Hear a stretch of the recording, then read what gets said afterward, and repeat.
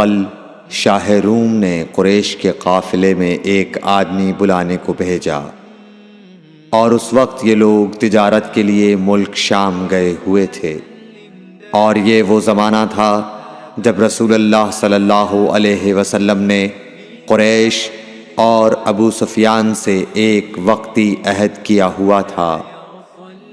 جب ابو سفیان اور دوسرے لوگ ہرقل کے پاس ایلیا پہنچے جہاں ہرقل نے دربار طلب کیا تھا، اس کے گرد روم کے بڑے بڑے لوگ، علماء، وزراء و امراء بیٹھے ہوئے تھے۔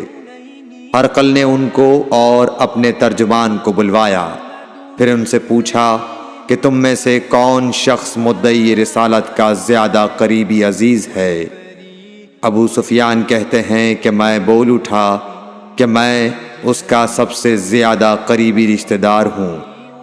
یہ سن کر ہرقل نے حکم دیا کہ اس ابو سفیان کو میرے قریب لا کر بٹھاؤ اور اس کے ساتھیوں کو اس کی پیٹھ کے پیچھے بٹھا دو۔ پھر اپنے ترجمان سے کہا کہ ان لوگوں سے کہہ دو کہ میں ابو سفیان سے اس شخص یعنی محمد صلی اللہ علیہ وسلم کے حالات پوچھتا ہوں۔ اگر یہ مجھ سے کسی بات میں جھوٹ بول دے تو تم اس کا جھوٹ ظاہر کر دینا۔ ابو سفیان کا قول ہے کہ خدا کی قسم اگر مجھے یہ غیرت نہ آتی کہ یہ لوگ مجھ کو جھٹلائیں گے تو میں آپ صلی اللہ علیہ وسلم کی نسبت ضرور غلط گوئی سے کام لیتا۔ خیر، پہلی بات جو ہرقل نے مجھ سے پوچھی وہ یہ کہ اس شخص کا خاندان تم لوگوں میں کیسا ہے؟ میں نے کہا وہ تو بڑے اونچے عالی نسب والے ہیں۔ کہنے لگا اس سے پہلے بھی کسی نے تم لوگوں میں ایسی بات کہی تھی؟ میں نے کہا نہیں۔ کہنے لگا اچھا اس کے بڑوں میں کوئی بادشاہ ہوا ہے؟ میں نے کہا نہیں۔ پھر اس نے کہا بڑے لوگوں نے اس کی پیروی اختیار کی ہے یا کمزوروں نے؟ میں نے کہا نہیں، کمزوروں نے۔ پھر کہنے لگا اس کے تابعدار روز بڑھتے جاتے ہیں یا کوئی ساتھی پھر بھی جاتا ہے؟ میں نے کہا نہیں۔ کہنے لگا کیا اپنے اس دعوی نبوت سے پہلے کبھی کسی بھی موقع پر اس نے جھوٹ بولا ہے؟ میں نے کہا نہیں، اور اب ہماری اس سے صلح کی ایک مقررہ مدت ٹھہری ہوئی ہے، معلوم نہیں وہ اس میں کیا کرنے والا ہے۔ ابو سفیان کہتے ہیں میں اس بات کے سوا اور کوئی جھوٹ اس گفتگو میں شامل نہ کر سکا۔ ہرقل نے کہا کیا تمہاری اس سے کبھی لڑائی بھی ہوئی ہے؟ ہم نے کہا کہ ہاں۔ بولا پھر تمہاری اور اس کی جنگ کا کیا حال ہوتا ہے؟ میں نے کہا لڑائی ڈول کی طرح ہے، کبھی وہ ہم سے میدان جنگ جیت لیتے ہیں اور کبھی ہم ان سے جیت لیتے ہیں۔ ہرقل نے پوچھا وہ تمہیں کس بات کا حکم دیتا ہے؟ میں نے کہا وہ کہتا ہے کہ صرف ایک اللہ ہی کی عبادت کرو، اس کا کسی کو شریک نہ بناؤ، اور اپنے باپ دادا کی شرک کی باتیں چھوڑ دو، اور ہمیں نماز پڑھنے، سچ بولنے، پرہیزگاری اور صلہ رحمی کا حکم دیتا ہے۔ یہ سب سن کر پھر ہرقل نے اپنے ترجمان سے کہا کہ ابو سفیان سے کہہ دے کہ میں نے تم سے اس کا نسب پوچھا تو تم نے کہا کہ وہ ہم سے عالی نسب ہے، اور پیغمبر اپنی قوم میں عالی نسب ہی بھیجے جایا کرتے ہیں۔ میں نے تم سے پوچھا کہ دعوی نبوت کی یہ بات تمہارے اندر اس سے پہلے کسی اور نے بھی کہی تھی؟ تو تم نے جواب دیا کہ نہیں۔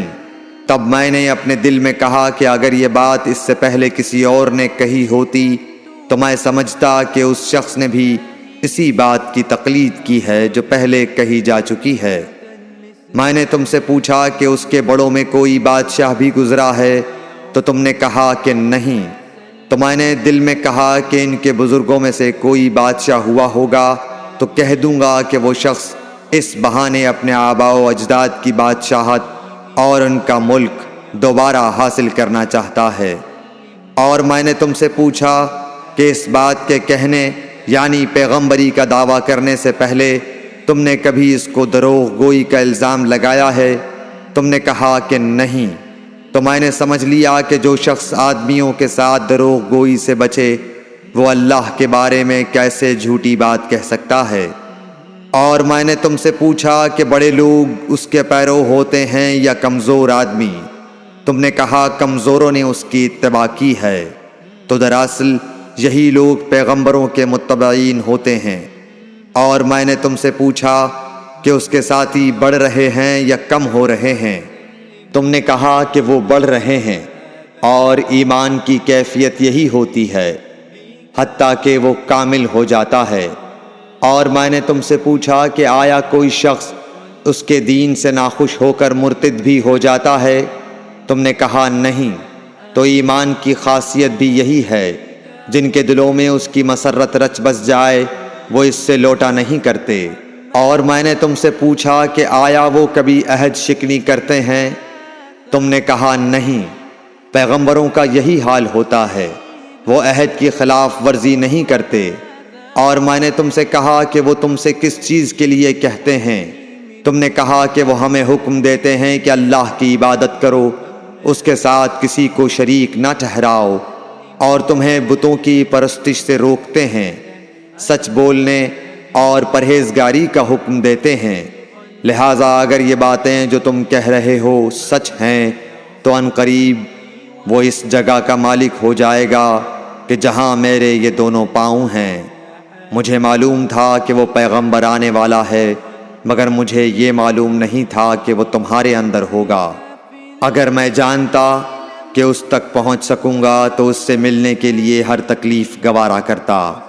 اگر میں اس کے پاس ہوتا تو اس کے پاؤں دھوتا۔ ہرقل نے رسول اللہ صلی اللہ علیہ وسلم کا وہ خط منگایا جو آپ نے وحیہ کلبی رضی اللہ تعالیٰ عنہ کے ذریعے حاکم بصرہ کے پاس بھیجا تھا، اور اس نے وہ ہرقل کے پاس بھیج دیا تھا۔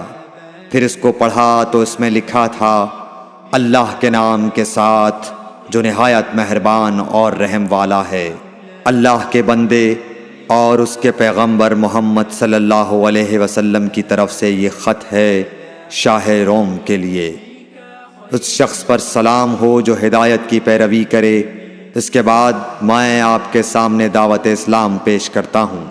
اگر آپ اسلام لے آئیں گے تو دین و دنیا میں سلامتی نصیب ہوگی، اللہ آپ کو دوہرا ثواب دے گا۔ اور اگر آپ میری دعوت سے روگردانی کریں گے تو آپ کی رعایا کا گناہ بھی آپ ہی پر ہوگا۔ اور اے اہل کتاب، ایک ایسی بات پر آ جاؤ جو ہمارے اور تمہارے درمیان یکساں ہے، وہ یہ کہ ہم اللہ کے سوا کسی کی عبادت نہ کریں اور کسی کو اس کا شریک نہ ٹھہرائیں، اور نہ ہم میں سے کوئی کسی کو خدا کے سوا اپنا رب بنائے۔ پھر اگر وہ اہل کتاب اس کتاب سے منہ پھیر لیں تو مسلمانوں، تم ان سے کہہ دو کہ تم مانو یا نہ مانو، ہم ایک خدا کے اطاعت گزار ہیں۔ ابو سفیان کہتے ہیں، جب ہرقل نے جو کچھ کہنا تھا کہہ دیا اور خط پڑھ کر فارغ ہوا تو اس کے ارد گرد بہت شور و غوغا ہوا، بہت سی آوازیں اٹھیں اور ہمیں باہر نکال دیا گیا۔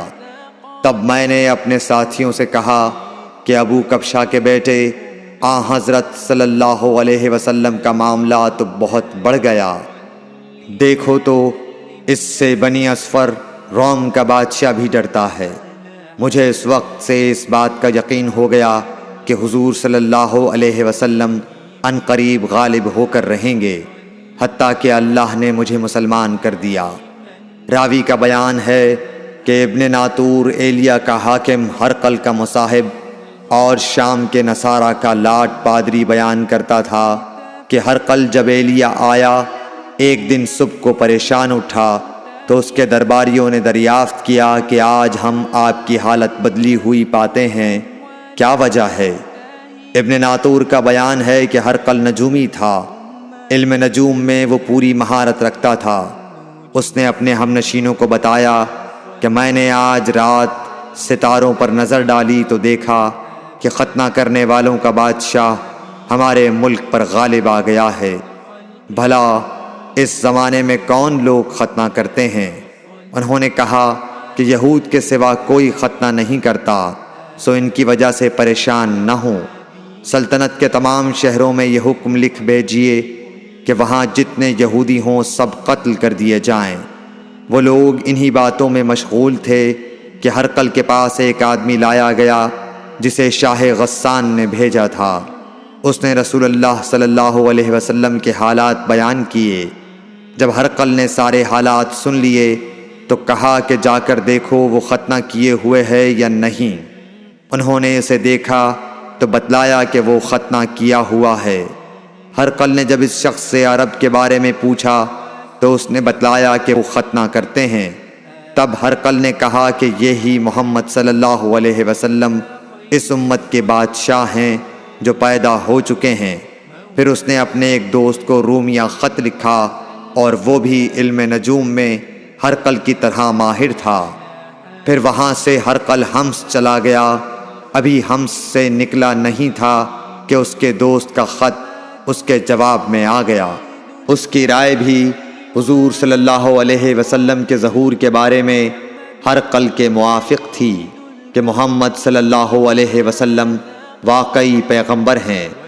اس کے بعد ہرقل نے روم کے بڑے آدمیوں کو اپنے حمص کے محل میں طلب کیا اور اس کے حکم سے محل کے دروازے بند کر لیے گئے۔ پھر وہ اپنے خاص محل سے باہر آیا اور کہا، اے روم والو، کیا ہدایت اور کامیابی میں کچھ حصہ تمہارے لیے بھی ہے؟ اگر تم اپنی سلطنت کی بقا چاہتے ہو تو پھر اس نبی صلی اللہ علیہ وسلم کی بیعت کر لو اور مسلمان ہو جاؤ۔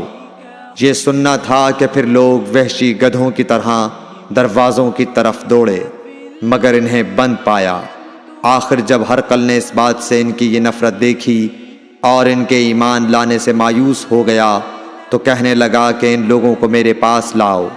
جب وہ دوبارہ آئے تو اس نے کہا، میں نے جو بات کہی تھی اس سے تمہاری دینی پختگی کی آزمائش مقصود تھی، سو وہ میں نے دیکھ لی۔ تب یہ بات سن کر وہ سب کے سب اس کے سامنے سجدے میں گر پڑے اور اس سے خوش ہو گئے۔ بالآخر ہرقل کی آخری حالت یہی رہی۔ صحیح بخاری حدیث نمبر 7۔ وسلم دائما أبدا على حبيب